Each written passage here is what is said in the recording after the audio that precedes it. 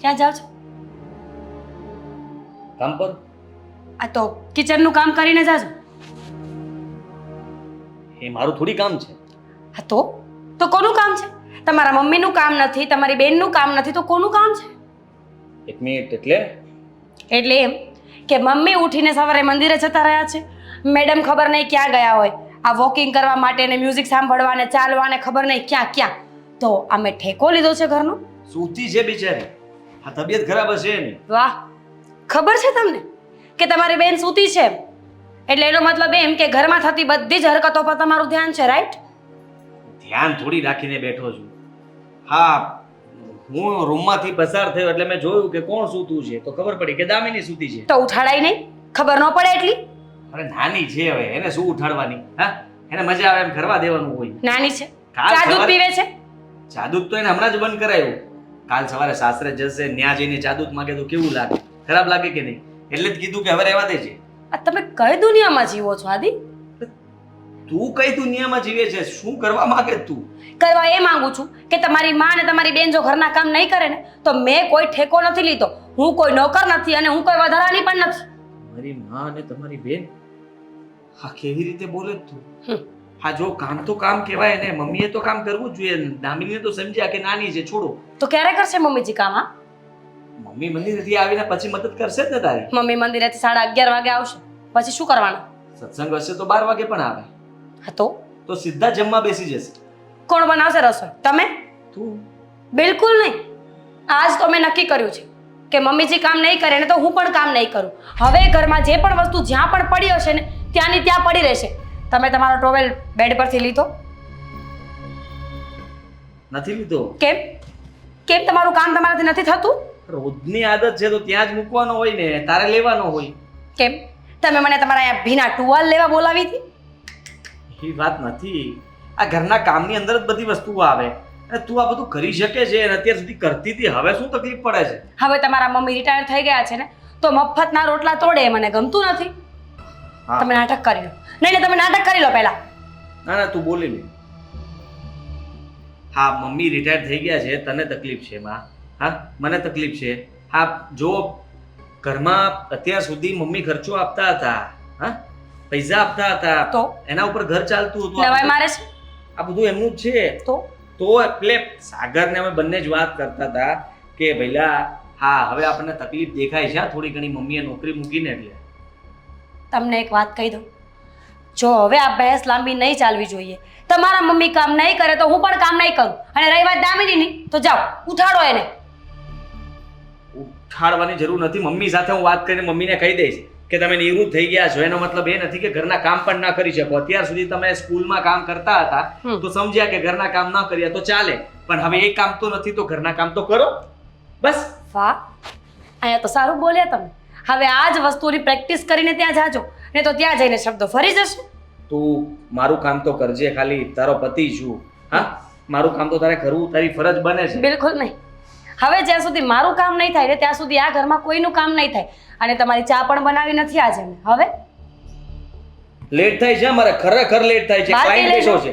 આ તો ક્લાયન્ટને ફોન કરો કે તું ચા લઈ આવીને રાખ, મંગાવ, ત્યાં હું આવું છું, બંને સાથે પીશું. ક્લાયન્ટને ભગાડવાનો નથી, એને આપણી પાસે લાવવાનું છે ફરી પાછું. તો તમે ચા લઈને જાજો એટલે ક્લાયન્ટ તમારી સાથે ચા પીશે અને તમારા પ્રેમમાં પડી જશે. પ્રેમમાં નથી પાડવો મારે. હા, તું આ રીતના કરીને મને ડેમમાં પાડીશ એવું લાગે છે. જોઈએ, મમ્મી સાથે વાત કરો. મમ્મી સાથે વાત સાંજે કરી લઈશ ને. આ તો ચા પણ સાંજે મળી જશે ને તમને. તું ચા બનાવ. મમ્મીને હમણાં જ તે મંદિરેથી આવે એટલે પહેલા ખખડાવું ને પછી ઓફિસે જાઉં. બસ પાક્કું? પાક્કું. ઠીક છે. ઠીક છે.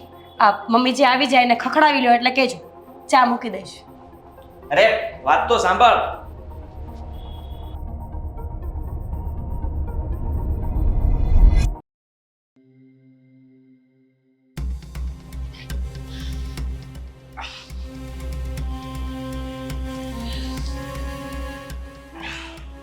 આવી ગયા તમે? પગ દુખે છે તો મંદિરે જાઓ છો શું કામ? હા, તમને કઈ ખબર પડે છે? હા, આ જ્યારથી નોકરી મૂકી છે ત્યારથી તમારા ઘરના કામ ન કરો આપણે એટલા માટે મંદિરે જતા રહો છો.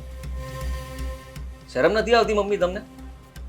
શરમ તો આવવી જોઈએ મને, ઘણી શરમ આવવી જોઈએ. મારા દીકરાઓને સમજાવતા બોલાવતા શીખવાડતા મને શરમ આવવી જોઈએ, ઘણી શરમ આવવી જોઈએ.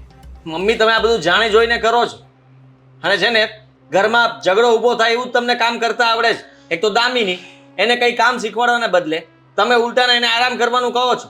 આ ઘરમાં તમે ધાર્યું છે શું? હા, તમને હજી અમે કીધું નહોતું નોકરી છોડવાની, સામેથી તમે છોડી છે, નિવૃત્તિ જાહેર કરી દીધી. શું ઉંમર થઈ ગઈ તમારી? હજી આ વાળ પણ ધોળા નથી થયા, ત્યાં તમે નિવૃત્તિ લઈ લીધી. આટલા બધા કંટાળી ગયા હતા તમે? આ બધી ફરિયાદો તને કોણે કરી? તારી પત્નીએ ને, મીરાએ ને. તો સાચી જ છે ને, આખો દિવસ ઘરનું એકલી બચારી કામ કરે જ બધું. શું ઠેકો લીધો છે ને ઘરનું કામ કરવાનો? બેટા કપડાં વોશિંગ મશીનમાં ધોવાય છે, સવારનો બધાનો નાસ્તો હું બનાવું છું, બપોરે જમવામાં શાક સુધારી આપું છું, રોટલીનો લોટ બાંધી આપું છું, દાળ બાફી આપું છું, ભાત મૂકી દઉં છું. તો શાક અને દાળનો વઘાર કરીને તારી પત્ની રોટલી કરે છે, કપડાં હું સૂકવી દઉં છું, બહારના નાના મોટા ધક્કા હું ખાઉં છું. આ બધી વસ્તુ નથી દેખાતી. અને રહી વાત તમારા બે ભાઈઓની, તો તમારા બે ભાઈ માટે તો હા માં જ્યાં સુધી કમાતી હતી ને ત્યાં સુધી એટીએમ મશીન હતી. હા, કમાય છે ને, બેંક છે. માએ કમાવાનું શું છોડ્યું?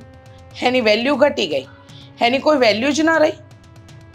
જો મને એવું લાગે છે કે આખી જિંદગી બીજાના બાળકોને શિક્ષા આપી, પણ મારા પોતાના બાળકોને જ હું કંઈ ન શીખવાડી શકી.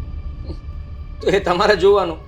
આ ગામના છોકરાઓને ભણાવવા કરતાં પોતાના છોકરાઓને શિક્ષણ આપવું તું સરખું, તો આજે અમે લોકો સારી જગ્યાએ હોત, સારી પોસ્ટ ઉપર હોત. આ એક નોકરી કરે છે, હા, એક પોતાનો બિઝનેસ લઈને બેઠો છે. હા, અલગ અલગ ક્ષેત્રમાં અમે બધા ઝંપલાવ્યું છે, પણ સફળતા તો મળતી નથી મમ્મી. હા, સફળતા એક દિવસમાં ન મળે બેટા, એના પાછળ રાત દિવસની મહેનત હોય, પરસેવો પાડવો પડે, પછી સફળતા મળે. અને તે કહ્યું કે હું દામિનીને ચડાવું છું, હું દામિનીને કામ કરવાની ના પાડું છું. અરે આદિ, તને ખબર જ નથી. તમે બંને ભાઈઓ તો તમારી મસ્તીમાં મસ્ત છો. દામિની તો હાથમાંથી જ વહી ગઈ છે, એ તો કોઈના હાથમાં નથી રહી. મા ઉપર હાથ ઉપાડવા પર આવી જાય છે. હવે તો વિચાર કરી લે. તમે એવું કંઈ કરતા હશો જેથી કરીને એને એવું કરવું પડ્યું હોય, એવું પણ બની શકે. બધામાં જ મારો માર. આખો દિવસ હું ઘરે નથી હોતો ને, તમે પણ આવા જવાબ પહેલાં આપતા હતા. હા, તમે જ્યારે પહેલાં સ્કૂલમાં જતા હતા ત્યારે તમે પણ કહેતા ને કે ઝઘડો શું કામ કરો છો, ત્યારે હું પણ કહેતો કે મારો વાંક નથી, સાગરનો વાંક હતો. ત્યારે તમે ખીજાતા તો મને જતા, હા, મારે સાંભળવું પડતું હતું. તો પછી મમ્મી અત્યારે પણ હું એવું જ કહી શકું ને કે દામિની જે કંઈ પણ કહેતી હશે, તમારો કંઈ વાંક હોય તો જ કહેતી હોય ને. સરસ, સારું કહ્યું બેટા, તે કહી દીધું તો ખબર પડી કે ભૂલ મારી છે. બાળકોને જન્મ આપો, એને ઉછેરીને મોટા કરો, ભણાવો ગણાવો, અને જ્યારે એ લોકો કમાવાને લાયક બની જાય ને તમે નિવૃત્તિ લો, ત્યારે એ જ બાળકો જ્યારે તમને ડસ્ટબિનના કચરાની જેમ સમજી બેસે ને, ત્યારે સમજવું કે તમારું જીવન એડે ગયું. હા, તમારા લીધે થઈને મારે લેટ થાય છે. તમારી રાહ જોઈને થાકી ગયો હું, ત્યારે તમે આ ઘરે આવ્યા છો. મીરા સાચું જ કહેતી હતી કે તમારો કોઈ સમય નથી. ક્યારે મંદિરે જાઓ ને ક્યારે પાછા આવો. કોઈ જમવા આપી દે તો ત્યાં જમીને પડ્યા રહ્યો એમ છો, પણ ઘરે પાછા આવો એમ નથી. આ શું બોલે છે તું?